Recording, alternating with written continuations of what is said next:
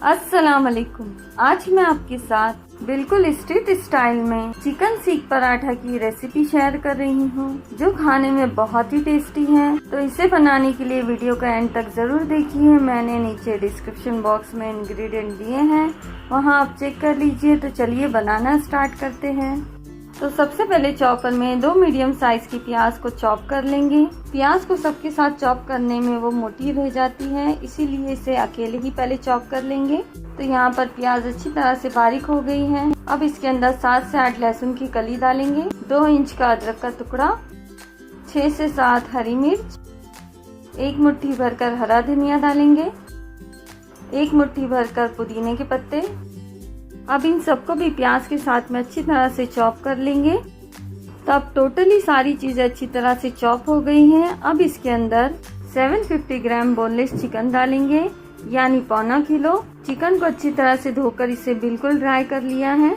अब जार में जितना चिकन आ सके उतना डालकर इसे चॉप कर लेंगे। तो यहाँ पर चिकन मसाले सारी अच्छी तरह से पीस लिए हैं। अब इसके अंदर 1.5 टेबल स्पून धनिया पाउडर डालेंगे, 1.5 टेबल स्पून जीरा powder, half teaspoon garam masala powder, 1 teaspoon chilli flakes, 1 teaspoon नमक, 1.5 टेबल स्पून नींबू का रस और हाफ कप भरकर ब्रेड क्रम्स डालेंगे। अब इन सारी चीजों को बहुत ही अच्छी तरह से मिक्स करेंगे। कम से कम 10 मिनट तक हमें इसे अच्छी तरह से मिक्स करना है, ताकि इसमें एक चिकनापन आ जाए। तो इस स्टेप को आप बहुत ही अच्छे से करिएगा, जिससे आपकी सीख टूटेगी नहीं। तो सब चीजें अच्छी तरह से मिक्स हो चुकी है। अब ये टोटल 1 किलो का मिक्सचर बन चुका है। अब इसे कम से कम आधे से 1 घंटे के लिए मैरिनेट के लिए छोड़ देंगे। तो जब तक हम पराठे का आटा रेडी कर लेते हैं, यहाँ पर मैंने आधा किलो मैदा लिया है। इसमें 1 टीस्पून नमक डालेंगे और थोड़ा थोड़ा पानी डालकर जिस तरह हम नॉर्मल आटा गूंथते हैं उसी तरह गूंथ लेंगे। तो आटा अच्छी तरह से सॉफ्ट गूंथ लिया है। अब इसे ढककर आधे घंटे के लिए रेस्ट के लिए रख देंगे। अब इसके लिए चटनी बना लेते हैं। तो यहाँ पर मैंने 1 मुट्ठी भरकर पुदीना लिया है। पुदीना को मैंने डंडियों के साथ लिया है, इसे अच्छी तरह से धोकर डालिएगा। अब 1 मुट्ठी भरकर हरा धनिया डालेंगे। हरा धनिया को भी मैंने डंडियों के साथ लिया है। चटनी में इसका फ्लेवर बहुत अच्छा आता है, इसलिए डंडियों के साथ ही डालिएगा।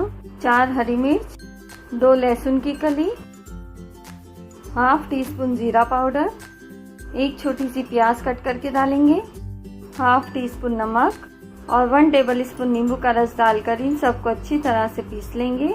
इसमें थोड़ा सी पानी डालकर पीसेंगे। अब यहाँ पर मैंने सीख बनाने के लिए सलिया लिया है। अगर आपके पास ये ना हो तो पेंसिल भी ले सकते हैं। अब एक फॉइल पेपर लेकर इस पर फोल्ड कर लेंगे।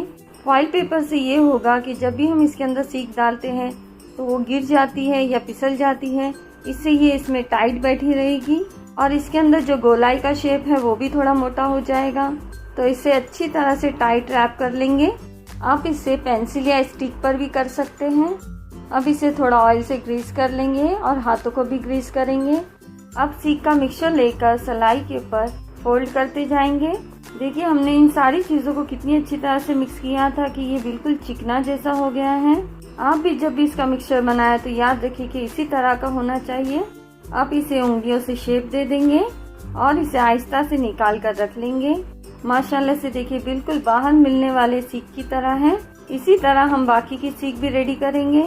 आप अगर इसे स्टोर करना चाहें तो इसी तरह बनाकर एक ट्रे में रख लीजिए और 3 से 4 घंटे के लिए इसे अच्छी तरह से फ्रीज कर लीजिए। और जब ये अच्छी तरह से हार्ड हो जाए तो इसे जिप लॉक बैग में डालकर स्टोर कर लीजिए। अभी फिलहाल मैंने 4 ही बनाए हैं, आप सारे ही एक साथ बनाकर रख सकते हैं। तो अब इसे फ्राई करते हैं। गैस की फ्लेम मीडियम रखकर एक एक सीख डालेंगे। देखिए माशाल्लाह से इसका होल भी बहुत अच्छा आया है, बिल्कुल मार्केट में मिलने वाले सीख की तरह। गैस की फ्लेम मीडियम रखकर 2 से 3 मिनट तक हमें इसे अच्छी तरह से सेक लेना है, वरना स्लो फ्लेम पर ये टूट जाएंगे। इसीलिए 3 मिनट तक इसे मीडियम फ्लेम पर अच्छी तरह से फ्राई होने दीजिए, इसके बाद ही इसे टर्न करिएगा। अब गैस की फ्लेम स्लो कर लेंगे और इसे टर्न करेंगे। देखिए इनका कलर भी अच्छा आया है। इसी तरह से 7 से 8 मिनट लगेंगे इसे फ्राई होने के लिए। इसी तरह इसे पलटा पलटा कर फ्राई कर लेंगे। अब ये अच्छी तरह से फ्राई हो चुके हैं तो इसे निकाल लेंगे और बाकी की सीख इसी तरह से फ्राई करके रख लेंगे। अब इसके पराठे बना लेंगे। जिस तरह हम नॉर्मल रोटी बेलते हैं इसी तरह से इसे बेलेंगे। सेम रोटी के साइज का ही बेलेंगे। अब पैन में ऑयल को अच्छी तरह से गर्म करके पहले से ही रख लेंगे और इसे डाल देंगे। जिस तरह हम पूरियां तलते हैं इसे भी इसी तरह फ्राई करेंगे। बस पूरियों की तरह ज्यादा कड़क मत करिएगा। बस फास्ट फ्लेम रखकर उलट पुलट कर इसे अच्छी तरह से फ्राई करके निकाल लेंगे कि जब तक इसका एक अच्छा सा कलर ना आ जाए। तब ये अच्छी से फ्राई हो चुकी है, इसे निकाल लेंगे और इसी तरह बाकी के पराठे भी फ्राई कर लेंगे। तो बिल्कुल मार्केट में मिलने वाले जैसे पराठे रेडी हो गए हैं। अब आप इसकी प्लेटिंग करके सर्व कीजिए प्याज, नींबू, पुदीना और हरी चटनी के साथ। सीख के ऊपर थोड़ा सी बटर से ब्रश करिए, इससे और भी अच्छा टेस्ट आता है। तो मार्केट में मिलने वाले जैसे सीख पराठा रेडी हो गए हैं, वो भी मार्केट में मिलने वाले सीख से ज्यादा टेस्टी। तो इस रेसिपी को जरूर ट्राई करिए और मेरे चैनल को लाइक, शेयर एंड सब्सक्राइब करना न भूलिए। आज मैं आपके साथ बिना किसी तंदूर और ग्रिलर के बिना तंदूरी मटन टिक्का की रेसिपी शेयर कर रही हूँ, जो खाने में बहुत ही टेस्टी है। वो भी बिना किसी अप्लायंसेस के हमने इसे बनाया है। तो इसे जरूर ट्राई करके देखिए। घर बैठे ही तंदूर के साथ साथ ग्रिलर का भी मजा लेंगे। तो वीडियो को एंड तक जरूर देखिए। मैंने नीचे डिस्क्रिप्शन बॉक्स में इंग्रेडिएंट दिए हैं, वहाँ आप चेक कर लीजिए। तो चलिए बनाना स्टार्ट करते हैं। तो इसे बनाने के लिए मैंने 600 ग्राम बोनलेस मटन लिया है। आप चाहे तो बीफ का मटन भी ले सकते हैं। बस इसके छोटे से पीस कर लीजिएगा। छोटे पीस होने की वजह से ये जल्दी गल जाते हैं। तो मटन को मैंने अच्छी तरह से धोकर इसका सारा पानी निकाल लिया है। अब इसमें 1.5 टेबल स्पून अदरक लहसुन का पेस्ट डालेंगे, 1 टेबल स्पून लाल मिर्च पाउडर, 1 टीस्पून धनिया पाउडर, 1 टेबल स्पून जीरा पाउडर, 1 टीस्पून काली मिर्च पाउडर, हाफ टी स्पून नमक। नमक मैंने इसीलिए कम डाला है क्योंकि मैंने मटन को नमक के पानी से धोया है, जिसकी वजह से इसमें कोई भी बू नहीं रहती है। मटन धोने के बाद फिर भी ये थोड़ा बहुत सॉल्टी रह जाता है, इसीलिए आप नमक कम ही डालिएगा। 1 teaspoon chaat masala powder, 1/4 teaspoon garam masala powder, 1 tablespoon vinegar. Vinegar डालने से मटन जल्दी गल जाता है, तो इसे स्किप मत करिएगा। और 1 टेबल स्पून नींबू का रस डालकर इन सबको अच्छी तरह से मिक्स कर लेंगे। तो मटन को मसाला अच्छी तरह से लगा दिया है। अब आप इसे आधे से 1 घंटे के लिए मैरिनेशन के लिए रख दीजिए। अगर आप इसे ओवरनाइट भी रखते हैं तो और भी टेस्ट आएगा। आपके पास जितना टाइम है आप उतना रख सकते हैं। 1 घंटे बाद पैन में 3 टेबल स्पून ऑयल गरम कर लेंगे और गैस की फ्लेम फास्ट रखकर सारा मटन डाल देंगे। 3 से 4 मिनट तक गैस की फ्लेम हम फास्ट ही रखेंगे और इसे थोड़ा सी भून लेंगे।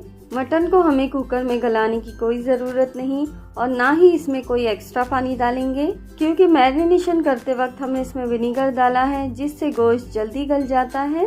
तो मटन का पानी सूखने तक हम गैस की फ्लेम फास्ट ही रखेंगे। तो गोश्त का पानी भी छूट चुका है। अब गैस की फ्लेम बिल्कुल स्लो कर लेंगे और ढककर इसका जितना भी पानी है इसे सूखने तक पकाएंगे। बीच बीच में हम इसे हिलाते भी रहेंगे, वरना ये नीचे लग सकता है। तो देखिए मटन का पानी सूख चुका है। फ्लेम को मीडियम कर लेंगे और इसे और भी अच्छी तरह से सुखा लेंगे, ताकि पैन में बिल्कुल भी मसाला ना रहे और बोटी बिल्कुल सूखी हो जाए। यहाँ पर मटन चेक कर लेते हैं। देखिए मटन भी अच्छी तरह से गल चुका है। तो देखिए मटन बिल्कुल सूख चुका है। अब गैस की फ्लेम बंद कर देंगे और इसे ठंडा कर लेंगे। तो मटन ठंडा हो चुका है। यहाँ पर मैंने इसे एक प्लेट में निकाल लिया है। अब मटन का एक एक पीस लेकर स्टिक में डालते रहेंगे।